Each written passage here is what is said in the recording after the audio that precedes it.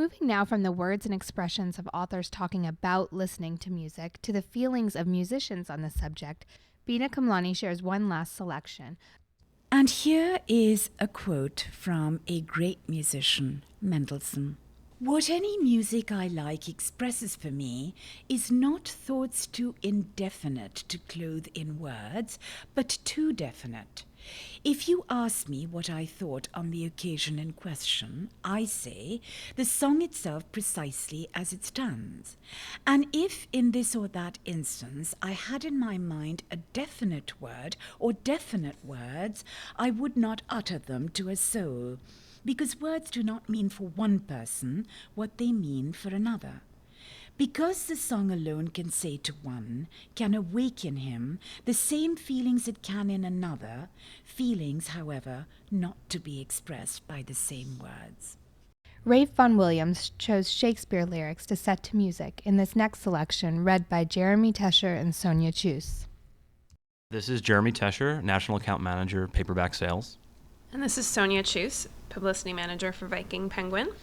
And we're going to be reading a selection from Shakespeare's The Merchant of Venice. This selection that we're reading was put to music in the early years of World War II by celebrated English composer Rafe Vaughan Williams. It was arranged for chorus, soloists, and orchestra.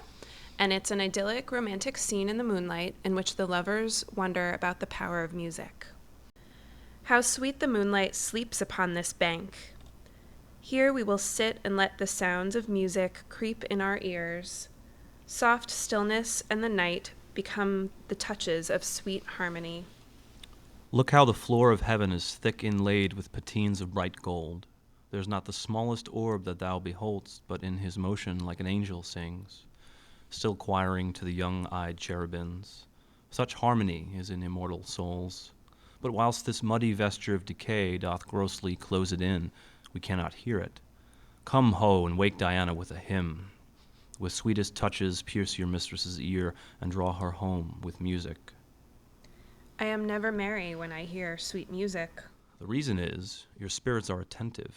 The man that hath no music in himself, nor is not moved with concord of sweet sounds, is fit for treasons, stratagems, and spoils. The motions of his spirit are dull as night, and his affections dark as Erebus. Let no such man be trusted. Music, hark! It is your music of the house. Methinks it sounds much sweeter than by day. Silence bestows that virtue on it. How many things by season seasoned are, to their right praise and true perfection. Peace ho, the moon sleeps with Endymion, and would not be awaked. Soft stillness in the night become the touches of sweet harmony. Thanks for tuning in to A Cup of Poetry. Check back soon for another episode.